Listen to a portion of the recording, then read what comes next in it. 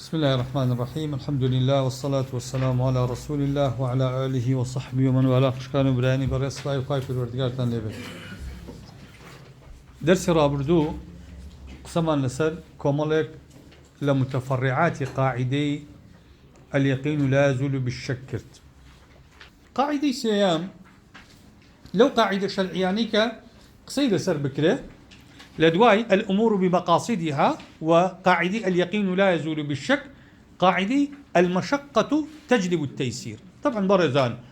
أميكك لو قاعداني كإنسان أجر زور ورت نبيتيايا زور بي أو كساني كبحساب شارزايشن لفقه شارزان لشرع عالم قاعدة أكون حلوة بو كم قاعدة قشت جيرة أم قاعدة تداخل أكال هرشي أبوابي، يعني لمسألة إيمان بخوا والتداخل أكا حتى أكات مسألة مباحاتش باشا كإما بم قاعدة تعامل أكين المشقة تجلب التيسير أو مشقة شيكا تجلب التيسير. طبعا ما يكك لو بينش قاعدة قولي كإما يسال قاعدة سيميا أم قاعدة متفق عليه يعني همو علماء بإجماع قناعت يعني هي بوي أم قاعدة إيشي بأكله ولو ورد كاري كان يجب الجيابي أصل قاعدة كلي شو ورقلاو ديها تقي شرعي مان هي بون من أخوي بروردقار كافرمي يريد الله بكم اليسر ولا يريد بكم العسر. وهذا خواهي پروردگار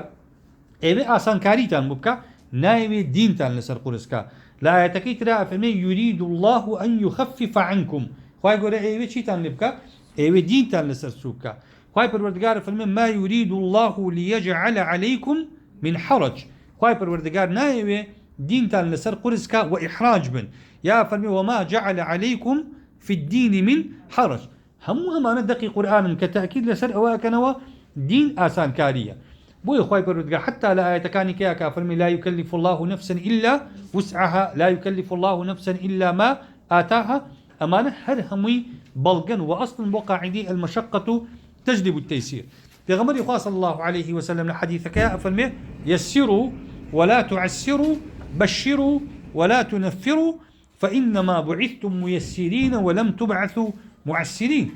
فالمي آسان كادي كان بو خلق دين لسر خلق قرس مكان بشروا ولا تنفروا مش دبدن بخلق دين او نلسر خلق قرس نبي خلق لدين تارب بي خلق لدين بتوري.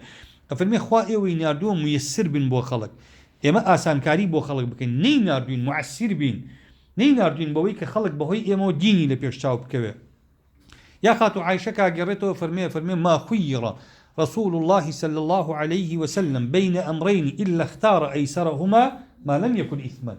ففرمي في غمري خواه صلى الله عليه وسلم حركات سربش كرابي لبيني كردني دوكارا آسانك يعني هالبجاردو بمرجك قناه نبوبي أو آسانيان نتشو بيتخاني إثموا. لحديثك إيشا في غمري خواه فرمي صلى الله عليه وسلم إن الله رفع عن أمتي الخطأ والنسيان وما استكره عليه بو أماني هالقرتو خواهي پروردگار لبر آسان كاري أماني هالقرتوا لسر أمتي پیغمبر صلى الله عليه وسلم. كواتا أمانة هميان أصلا بو قاعدة المشقة تجلب التيسير. با هندي وردكاري بيجي بچين سر تطبيقات قاعدة هندي وردكاري بخرج بين لشيطال كردنوي قاعدة كيا بابزانين أو جورا مشقتاني كروبروي إنسان بنوا أو جورا ناراحتياني لتكاليف الشرعية كان روبروي إنسان بنوا تشين وتشون هندق مشقتها هي أصلب عبادتك. قالين أصلب عبادتك يعني هج عبادتي ببي مشقة نابه أقل أو مشقتي دلس أبي لسر عبادتك مشقيتي متوقع بو طبيعي بو سلوشتي بو لقل عبادتك أو بقاعدك إشي لقل ناكري بلي المشقة تجلب التيسير كابرا بالرجوة هاوين علي ولا تونيم علي والله المشقة تجلب التيسير بيش كان قردنا عذابه اشتواني لدينا أي الرجوع يعني شي أقرتيني نبه كابرا بلي والله برسيمة مثلا سكم يشيل برسا يا والله بون من أجنوم يشيل برسا بلي دقيقة شكل المشقة تجلب التيسير رجوك بشكينا ناكاكا أصل واي أو بعداشتي رجوك لستينيتي برسيتك ولا قدي أقتينو برسينة به قيمتي نية زستانة قال والله عاو سارده دقيقة شكل دجنوش بقرة تيمم بك اشتوانية لدينا بناوي تيسيره وتوبشي ديني بو آسان كي ديني بو تركي نا إسباغ الوضوء على المكاره يكيك لو فضائلاني كإنسان زور بعداشتي لسر ولا قدي دنيا سارده خويه لجر بتانيه كيايا بلا والله خوای گەورە ئاسانکاری بۆ خەڵک کردووە تێر بخەوە بەیانی دوای چێشتەنگا و نوێژی بەیانی بکە. شتیوانیە المشقة تجلب التيسير ليرة هر عبادتك مشقتك مثلا مشقي جهاد كاكا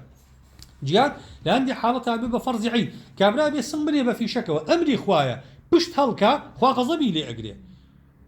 يشك لو شتاني كموبقاتا تولي يوم الزحفة أي باش ليرة أيكوا المشقة تجلب التيسير كابرا جاكا خليك أمر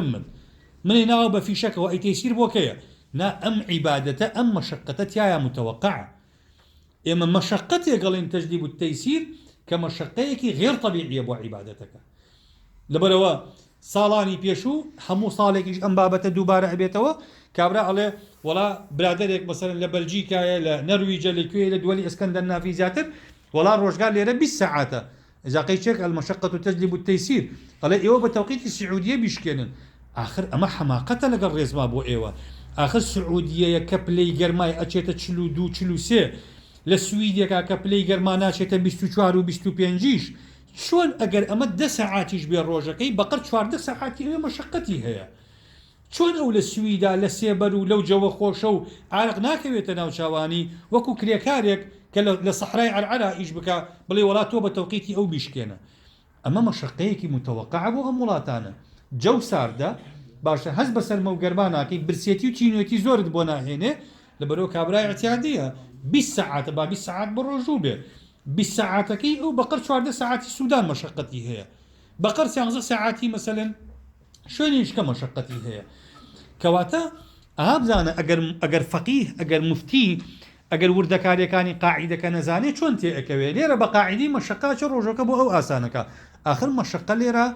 نابێ ئەوەی بۆ ئاسان بکەی بۆن چکە ئەم مەشقەیە بۆ ڕۆژوو لەم جۆرە شوێنانەیە مەشقەیەکی متوقع کەواتە ئەوە لا تجلب التيسير يا حج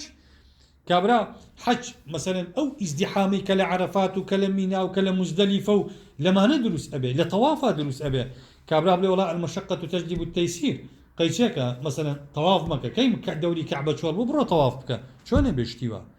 اي اولى سر شي حجي مبرور ليس له جزاء الا الجنه اي بو حج باداش تكي بهشته دبري مشقتي تيايا والاجر على قدر المشقه انسان باداش لقدري ما ندوبونكي خوي ورقله كاتن ناكري اما بلين ولاء المشقه تجلب التيسير تو نار حدا بي بحج كدن قلب بالغيه تو كي حج برو تشول بو حج برو حجي خوب كشتيوانيه الحج اشهر معلومات الحج عرفه كان ساعاتك ديالي كراوه اقر فواتي ركني عرفيك با هزار اونيك قلب بالغ به بحاجي حساب ناكري وحجك شي مقبول نيه كواتا اما باسي مشقتك كاين لدروي التوقع به لعبادتك مشقيكي ترهيا أما مشقة غير متوقعة وعبادتك أمي جميع بچن بشوا أتوانين بيكي بس بشوا يكي كان يعني ناراحتيكي زورة أم ناراحتي متوقعنا ولا عبادتك يا دروس به بلان استا ناراحتيك دروس بوا بخلاف متوقع ناراحتيك زور زور أيلم حالتها عبادتك أكيد تخفيف بالأسر مكلف ألين مجاليتيايا بو نمونه روجو أصل وايا آفرتك بروجو به مشقتي تينيتي برسي أو متوقعة أي أجر حامل أبو آخر أما مشقتك زور زياترة خو مشقتك روجي بو بياوك داناوا خو بياو قد حامل نابه كبو جني داناوا خواني فرمو آفرتك هر وضعيك أبونا إسا أما دوكسا حساب يكسي بو ناكري أو من على بردوام لجستي أخوا لسر جستي أجي ئەم ئافرەتە تینێتی و برسێتیەکی زۆر لەبەرەوە خوای پەروەردگار تێ تەیسیر بۆ ئەمە ئەکا نەخۆش لە ساغێک ئاسایی بەرگەی برسێتی و تینوێتی بگرێ بەڵام نەخۆشێک کە عیلاجی هەیە کە شەکرەی هەیە کە زەختی هەیە برسێتی و تینوێتیەکە مضاعفات وەسەر نەخۆشێکە دروستەکە لێرە المەشەقەت تجلب التەیسیر چونکە ئەو برسێتی و تینوێتیە بۆ کەسێکی سروشتی بۆ کەسێکی لە ساغ طبیعیە بەڵام بۆ ئەم عوزرەکی کە هەیە مشقتكش مضاعفي أكا لرأى المشقة تجلب التيسير هندي مشقتها هي غير متوقعة بعبادتك يعني لعبادتك أصلا بس مشقتك خفيفة يعني بون منك برا بالرجوع شقوكي لدست رازا بنجيكي بري بنجبرين مشقتك الرجوع بيبشكيني كنابي كابرا بلا المشقة تجلب التيسير وانيا كاكا بنجيكي بريوه خو يعني مشقتك أوتونية سر بحال يشي سر مثلا چاو نەخواردووە کابرا ئالوودەی جگەرێ وڵا سەری مێشی حەزم لە جگەرەیە من وڵا المەشەقەت و تەجدید و تەیسیر چونکە جگەرە غێر متەوەقع بۆ عیبادەتەکە نا غێر متەوەقع نیە بۆ عیبادەتەکە تۆ نابێ ئەو یعنی ئەمە مەشەقەتێکی زۆر نییە بۆ ئینسانەکە کەواتە بێ مەشەقەتەکە زۆر بێ ئەو جابووی هەیە بیکە خاڵی سێەم مەشەقەیەکە ئەکەوێتە بینی هەردووکیانەوە یعنی ئەم ناڕەحەتیە لەگەڵ عیبادەتەکە نیە ناڕەحەتەکە دروست بووە نەگەشتۆتە دەرەجەیەکی زۆر بەڵام کەمیش نییە ئەو کاتە دێن ئیجتیهاد دەکەین لەم مۆزوعەیە کە ئیجتیهادمان کرد بەتوانین بە خاوەن عوزرەکە خۆی بڵێین بۆ نمونە سەفەرە لە سەفەرە بڵێن زۆر ناڕەحەت ئەبی کە سەفەرەکەی ئەگەروتی ئەڵە وڵی زۆر ناڕەحەتە بووم و زۆر تینومە بێ زۆر برچیمە بێ کەواتە ئەمە مەشەقەتەکەی زۆرە ئەڵێن قیچێکە بە ڕۆژومە بە ئەگەوتی نەوەڵی هیچ زۆر طبیعی و سەفەریشەکە بڵێن بە ڕۆژوو بە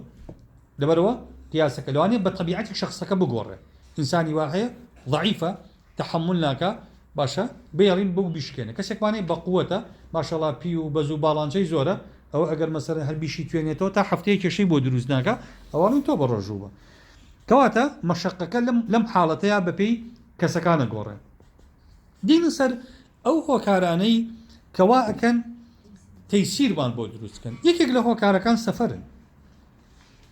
سەفەر هەر کاتێک دروستە بێ کۆمەڵێک ڕوخسەی شەرعی بە دوای خۆیان ئەهێنێ بۆ نمونە کورتکردنەوەی نوێش کۆکردنەوەی نوێش شکاندنی ڕۆژوو واسێنان لە نوێژی جومعە مەسحکردن بەسەر گۆرەبی و خوفا زیاتر لە شەو و ڕۆژێک و نوێشکردنی سونەت بەسەر ئەو وڵاخەیە ئەو تیارەیە ئەو سیارەی کە تیایی لە سەفەرە هەموو ئەمانە ڕوخەسی سەفەرن کاتە تۆ ئەتوانی ئەگەر سەفەرێکت هەبوو ئەمە مەشەقەیە سەفەر مەشەقەیە ئەم تەیسیرانە بە دوای خۆیان ئەهێنێ نوێش کە ڕوکنی دینە کورتێکاتەوە کۆی ئەکاتەوە بۆت جومعەت لەسەر لا ئەبا نوێژ ڕۆژی ڕەمەزانت مەسەرەن بۆ ئاسانەکە کە بە ڕۆژوو نەبووی هەموو ئەمانە ڕوخسەی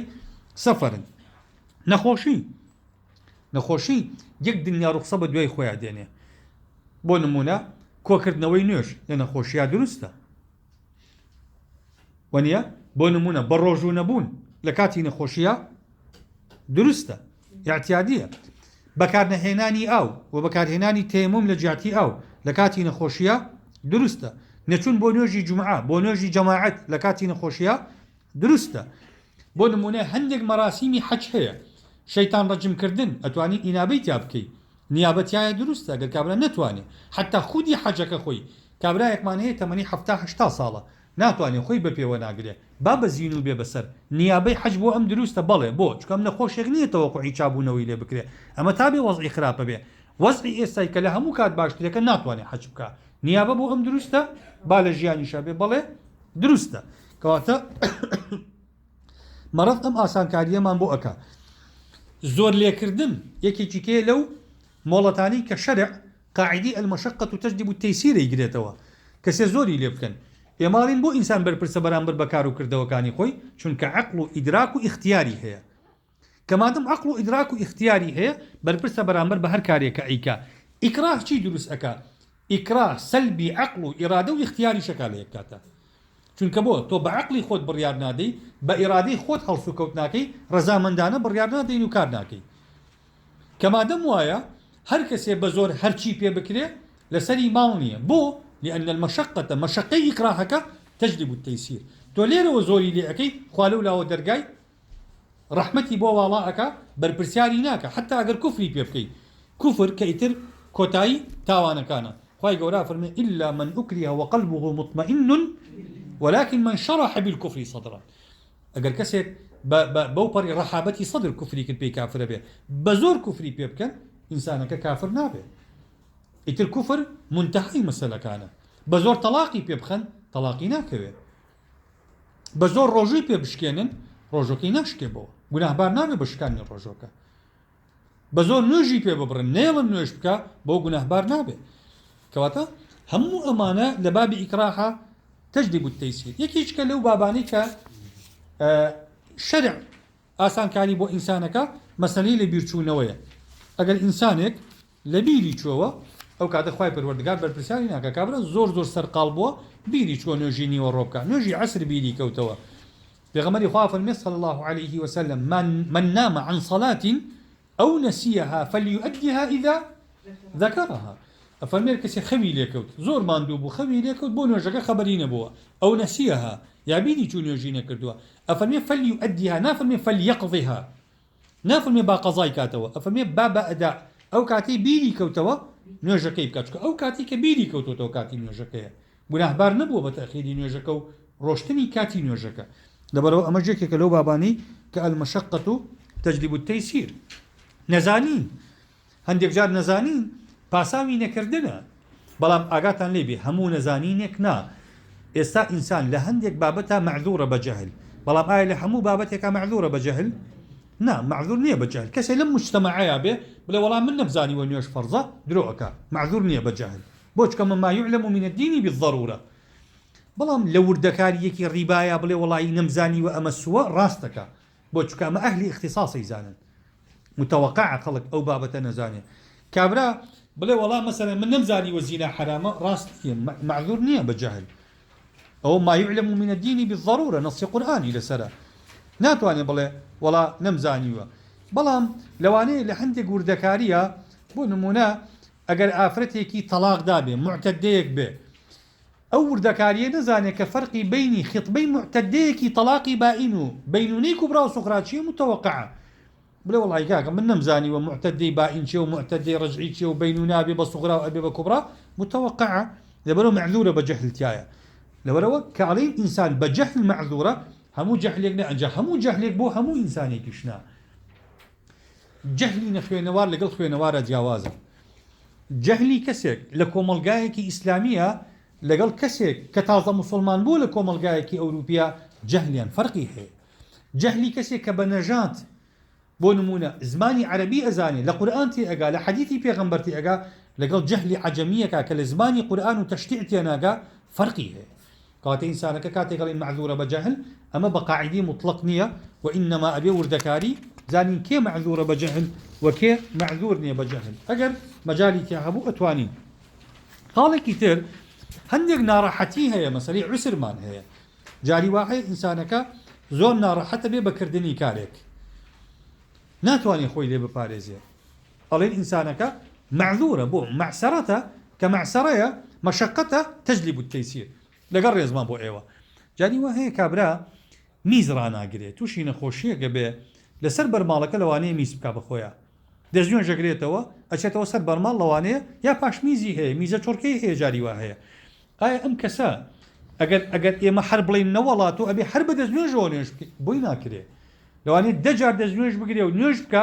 یا جاری وا هەیە با ڕاگیر ناکا بۆ نمونە ئەمانە عوسرن کە عوسرن المەشەقەت تجلب التيسير خوي يقول آسان كاري بو أكا لبرو شرع بيالك كبانجي فرمو دزنوش بقرا دعاي ميزاك بيت سر برمالك نوجك مبرو نوجك كو مقبولة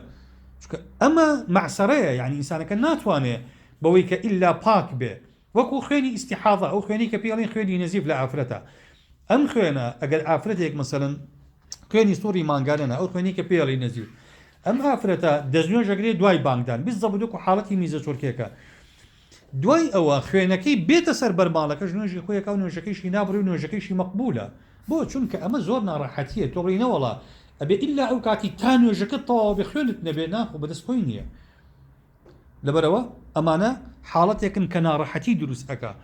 جاری وایە ئینسانێکە پیشەکەی وایە ناتوانێت خۆی لە هەندێک مەسەلە بپارێزێ بۆ نمونە قەساب بۆ نمونە قەساب دایمە جلی ئەبێ خوێناوی بێ ناتوانێت جلەکانی ئیلا پاک بێ ئەو جانوێش بکە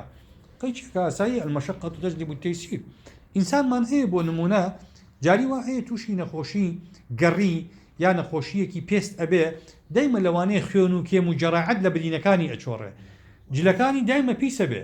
تۆ ناتوانانی بڵێ ناوەڵات تۆ ئیلا ئەبێ پاک بێ ئاخر هەتا برینێکی پاکە برینێکی پیسە کاتە ناتوانانی بڵێ لێرە ئیلا ئەبێت تۆ بە پاکی نوێژ بکەی ئەمانە هەر هەمووی خوای پەروەردگار ئاسانی ئەکا بۆ خەڵک کەم ئەندامی بوون یەکێکە لەو ئەسبابانەی کە المەشەقەت تەجلیب التەیسیر لە بابی مەشەقەت کەم ئەندامی بوون حسێبی بۆ ئەکرێ بۆ نمونە شێتەکان شەرع ئاسانکاریان بۆ ئەکا شێتەکان بەرپرسیانی حتا کوفریش بکەن بەرپرسیار نین لەوەی کە کردویانە جێن بدەن شت بشکێنن لەوانەیە لە ڕووە مادیەکەەوە لە ڕووە مەدەنیەکەی بەرپرسیار بن بەڵام لە ڕووە جینایەکەی بەرپرسیار نابن چونکە ئەمانە قەستی تعەمودیان تیا ئیجاد نابێت چونکە عەقڵی نییە ئەسڵەن ئیدراکی نییە کەواتە هەموو ئەمانە ئاسانکاری ئەکەن ئافرەت بۆ نمونە کە سۆڕی مانگانەی دێ شەرع دێ لە مقابلە چی بۆ ئەکا نوێژەکانی لەسەر لا ئەبا ڕۆژەکانی بۆ تەخیرەکە ئەڵێ چەند ڕۆژێشکە فعیدەة من ئەیام ئوخر لەبەرەوە هەموو ئەمانە ئەبن بە ئەسباب بۆ ئەوەی قاعدەی المشقة تجلب التيسير إيش بكا لشويني خويا أو قاعدة قالت إذا اتسع الأمر ضاق قاعدة معناه وإذا ضاق اتسع باشا إذا ضاق اتسع إذا ضاق كان بشي قاعدة كيا المشقة تجلب التيسير يعني أجر هاتو إيش كان نارحت بو إنسانك الدين برتسك بو بوي شرع ديتشي بو أكا بوي والله أكا مجالي أداتي كان أساني بو أكا باشا بلان إذا اتسع ضاق بلان أجر كوتو وخوشي قواعد كان أشنو جي خويان أبي عبادة وتكاليف كان وكو كشرع دايناوة أواجب جيان بكا أو آسان كارياني كشرعي كان قاعدة المشقة تجلب التيسير شنجو آسان كارية كشرع يكم آسان كاري لا بردين عبادتك كلا لسر كسك جاري واهيا خواي قورا لطفي وايا بمروفكان كآفرتك توشي ناراحتي أبي يا بياوك توشي ناراحتي أبي أصلا عبادتك هلقره بو نمونه نيش بو آفرت بو لكاتي صوري مانغانيا شرع نايكا بقرز للسري هل لا أبا أصلا چونك مشقتا آفرتك مانغي حو روش هشت روش قرزاني نيش بي حو بينج فرزي هشت بينج فرزي چل نيشكا لهر حفتيكا لهر مانغيكا چل نيش قرزاري كا شرع مشقتا اما ايشي روج ودو روج ومانغ ودو مانغ وصال ودو صال نية دبرو شرع چي بو اكا شرع دي المشقة تجلب التيسير نايغلي او بارق قرص بكويت سر افرتك بلام روجوكاني داوالي اكاتو بوچكو روجوكان اسايا جاري اصلا لصال كان يك مانغا لما كيش حو روجي بر او مده اكيك او مثلا بخميتي دبرو الشرع ليرا تيسيري بوناكا او تيسيري كبيوتي اسقاط بس يعني الشرع عبادتك اللي سر لا نابا اجنا بوي دواء اخا بوي تاخيرك بلام بوي اسقاط ناكا كم كردنوا لسفرها نجي 4 ركعاتي أبي بچن أبي بدو أما چي أكا شرع دي كرتي أكاتوا بو نمونا ركوع وسجود أصل وايا توكا كيشتني لمالاي إسلاحتي يعني علماء فرمون ركوع يا سجودي تام أوي إنسان نوجار بتواني أبلا سبحان ربي العظيم وبحمده أما سجودي طواوة سيان أقل تماما كمترين رجي طواوية كمترين رجي طواوي سيانة يعني كسيان كمتري وني رجي طواوية لسيان كمتر أكري بلي كي لكاتي سفرة يا لكاتيكا كزور مشقتك بو دروس بي أقر نرجكا دلش بكاتو هنديك جار آسان كاري شرعيكا قالين المشقة تجلب التيسير شرع عبادتك بو أقوره أم عبادة لا أبا عبادتك آسان تري بو داعنه دزنوش إنسان زۆر ناڕەحەتە بێجاری وا هەیە ئەندامێکی جەستەی سوتاوە ئەو ئەندامانی کە هی دەستنوێژە ناتوانێت تەڕیکە یا برینی لێ هاتووە دکتۆر ئەڵێ ئەگەر تەڕ بێ برینەکە سیرایەتەکە یان بۆ نمونە ئاو بەستوێتی ئاوی دەست ناکەوێ لەم حاڵەتانەیە شەرع عیبادەتەکەی بۆ تەبدیلەکە لە جیاتی ئاو خۆڵ بەکاردێنێ تێمومەکە ئەو کاتە ئەمە پێی ئەوتێ عیبادەتی ئیبدال کابرا ئەسڵ وایە بە پێوە بوەسێ نەیتوانی شەرع بۆی ئەگۆڕێ بە دانیشتن نەیتوانی بۆی ئەکەوێ بە پاڵکەوتن بۆ نمونە ڕۆژوو بۆ کەفارەتی هەندێک شت بۆ نمونە لە کەفارەتی سوێنە وەنیە بەدلی هەیە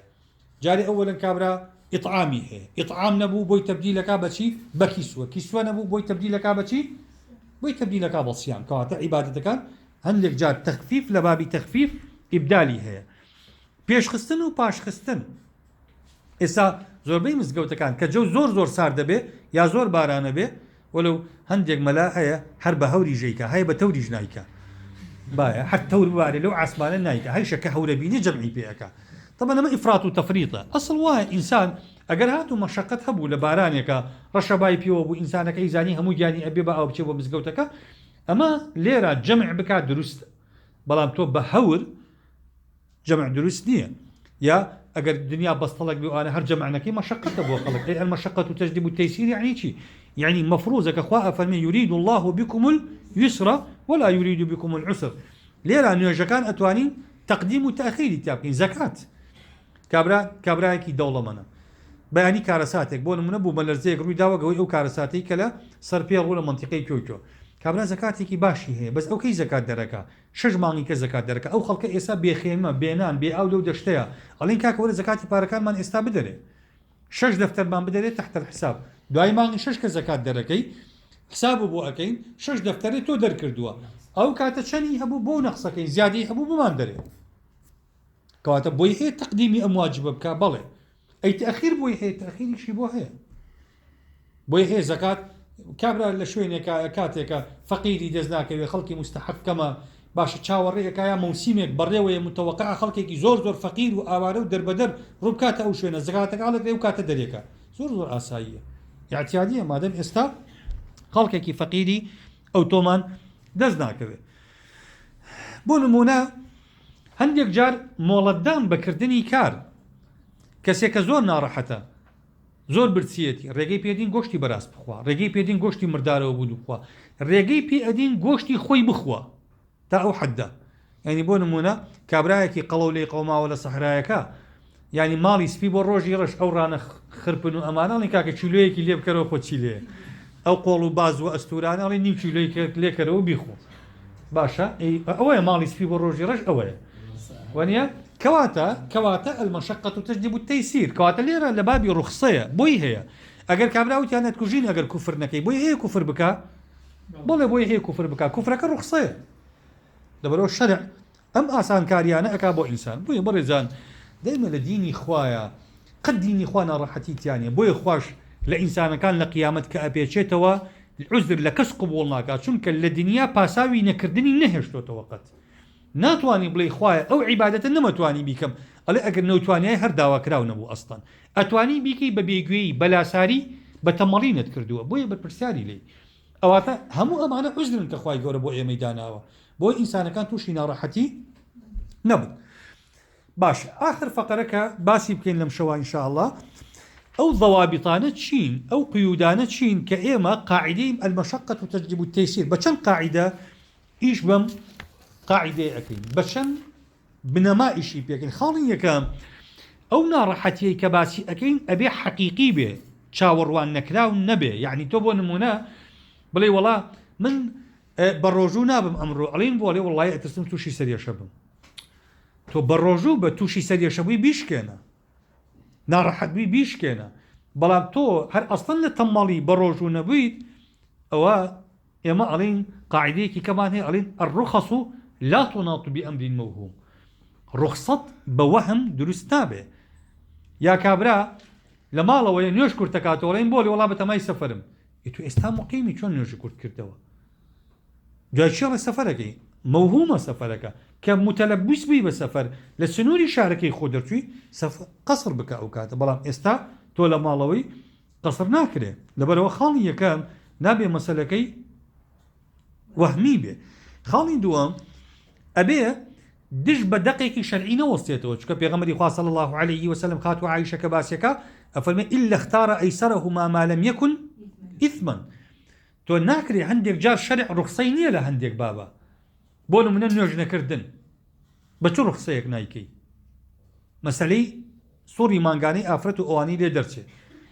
بە چ ڕوخسەیەک نایکەی شەرع فەرمێ بە پێوە بیکە ناتوانی ئەفەرمێ دانیشە ناتوانی ئەفەرمێ پاڵکەوە ناتوانی ئەفەرمێ بەس بەسەر یا بەس بەدڵ بیکە ئەفەرمێ دەستنوێژ بگرە ناتوانی تەیەموم بکە ناتوانی عولەما فەرمێن وصلی علی حاله چۆن بۆی لوا نوێژەکەی کە بەس فەرمیەتی مەیکە نییە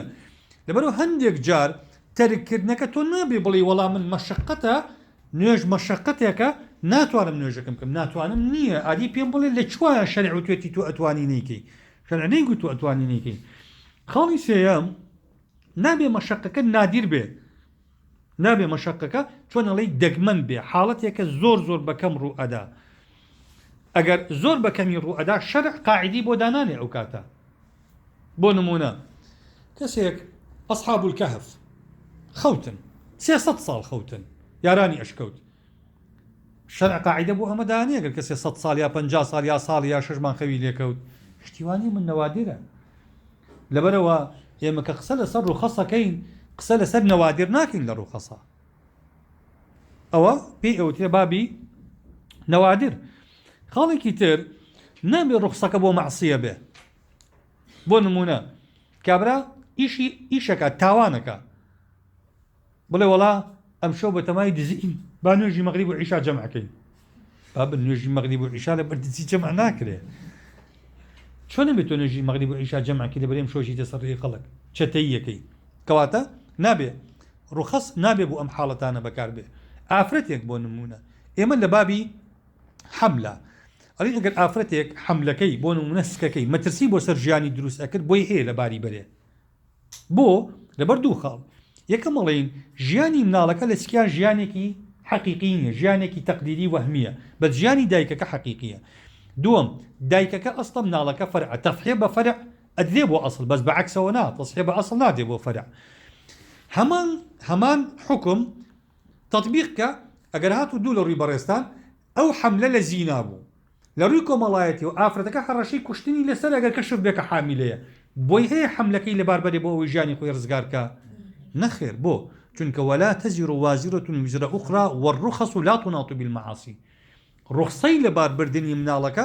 بۆ کەسێکی بێتاوانە بۆ مجریمێک نییە لە پێناو پاراستنی ژیانی تاوانبارێکا بێتاوانێک بکوژێ.